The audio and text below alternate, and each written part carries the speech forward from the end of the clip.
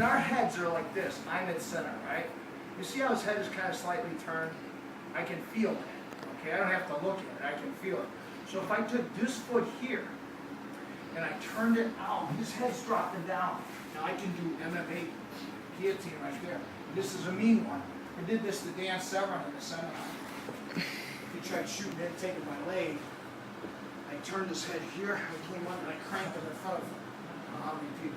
I go, Dan, quit fucking around. God damn it, Bob. My head's at center. Why? Because my spine is aligned. If I'm deadlifting, I'm deadlifting from what? From center. His head's turned. If I rotate this foot out, he loses his base on that leg, right? So the base goes out and I can turn the head to get my crank. Or I can pinch and you just give me an ankle on that side because this feet are together. Walk it out, boom. I can step this way, that foot will come up, bam, and I didn't like that. I went here. So I go here. I got a nice crank right there. Got it? All right, I step that way here. Here, that foot comes up. I hit it there. Okay? I step away from what I want. Okay. You want to see what I throw hooks in with? Yeah. Woohoo! All right. Early, come here. Early. This is take over his probably late 80s, early 90s. I don't know. It's a long time. Both me and Hickson look young as you. In fact, you look like Hickson back then. He's young. We both look really young. So you come in here like this, he's got his elbows up. He's like this. You remember this? Remember that? He came at me like that. I push here. Everybody went, holy shit! Did you see what he just did? Well, you gave me that. And your arms are up. If I want this close to me, I push here. Okay, so I come in here, I push here. This gets closer. I'm inside. You see that? I'd have to duck his arm. I was already there. Let's say I'm tied up. I want to square his legs. How do I square his legs? I bring them where I want. I go away from where they're at. I bring them where I want them. I push this side. Step here. Look at my back. How's my squat position? Got it? Perfect squat, right? This comes in. This is called the ox jaw in karate. I looked at it as a little boy.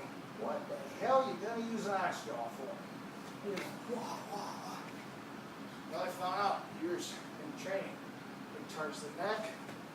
It hits the gut wrench. The ox jaw is a knife. Oh, here, let me. So I'll show you something off the duck. I'll push here, come in here, I'll step, and I'm going to turn like this, and I'm going to my hands. Knee here, here. You know, you guys know jiu-jitsu, spread and all that. But look at the sandbar. How tight is that? Bone in, turn the bone. Don't grab.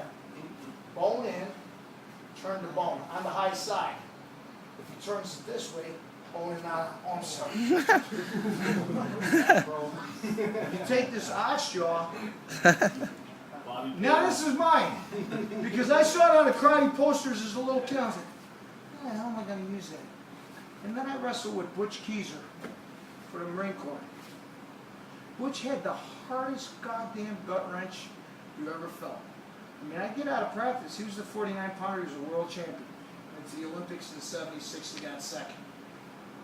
He was a monster. I was a 125-pounder, right? I had to work out with him and Cook every day. Cook was a Sisms game champ, third in the world. I was the little guy, and that was our rotation. Me, Cook, and Keiser. God damn. Right? I was younger, they were older. They were experienced, I was a baby. I had never felt gut wrenches like that in my life. And my bones were always, I was walking around like, Keiser. So I saw how we did it. hand goes out. Hand comes in. It cuts. Anytime I can get in here and turn my hand out, see that? Hand out. Come under. Chin to bone, bone to chin, body in. Is that tight or what? Who's a big guy? Mark. Dun dun dun. It's harder to get around a big guy. Right? I've been able to do this on big guys. Bone in, bone to here, here to here. Oh man. Hard or what? It's very hard. And anybody who's got a little waist, pain. You gut wrench him, you go into you can walk it over to a mouth. You got it? It's kind of nice. So that's using that crazy bone.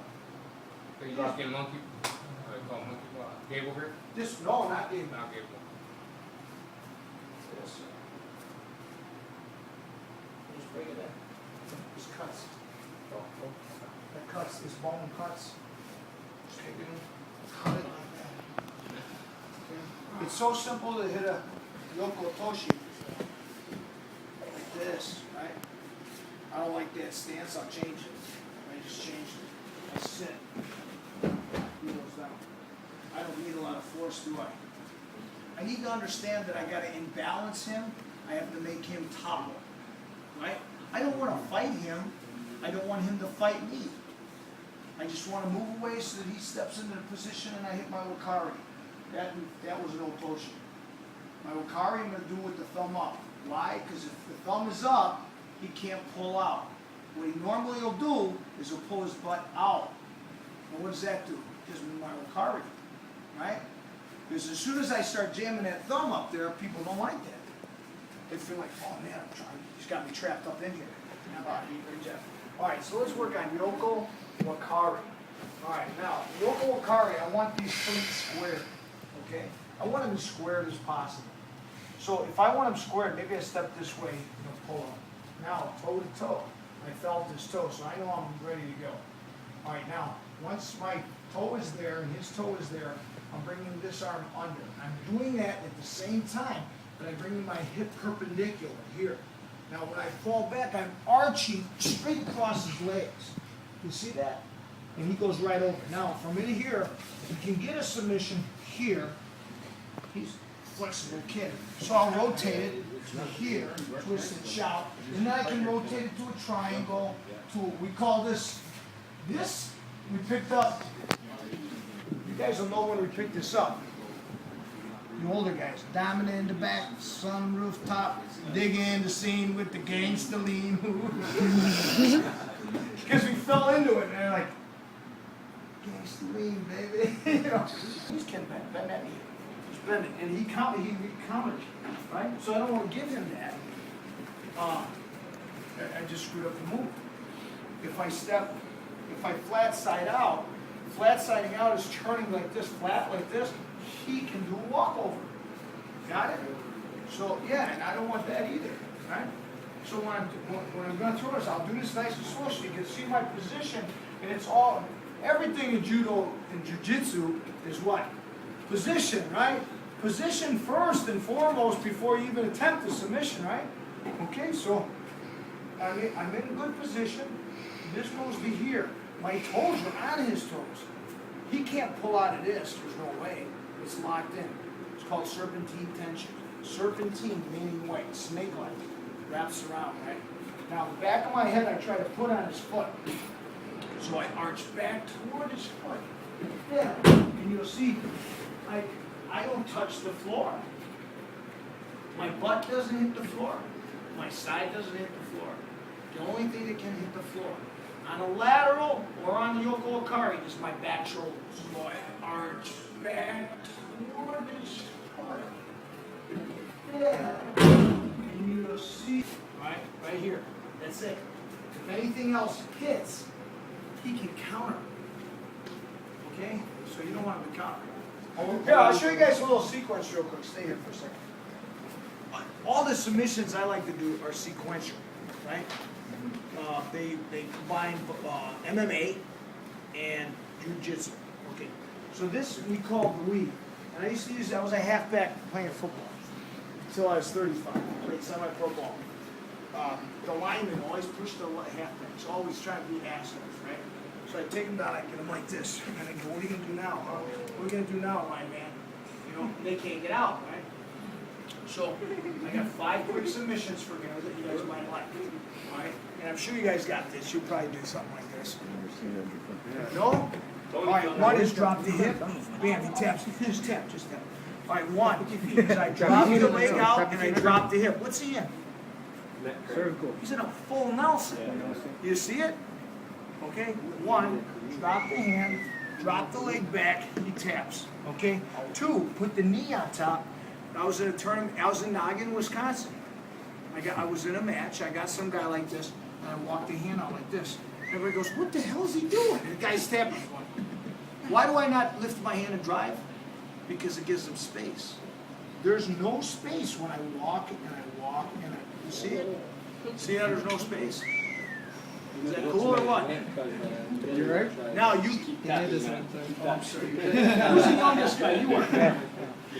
The flexible, the young guys are so flexible. You're not flexible. Get out of here. No, not you doing that right. In the gi, they probably won't even know what you're doing. You'll probably get away with it. They don't know what you're doing. It is a full Nelson, so it is a Neck it's crank. a neck crank. Yeah. Purple's an up, I think, Ken, yeah? Huh? Purple's up. Purple and up can do it. Yeah. You can't do it. You can do it no gi. Hell, he can do it no gi. Because they allow cranks. You're what, 15? Yeah. Yeah. Okay, so I'm in this position, and I showed you guys one. Post and drop the weight. That's 1. 2, put the knee here, walk it forward. 3, put the leg here, drive it forward. 4, come over the top here. Okay? And 5.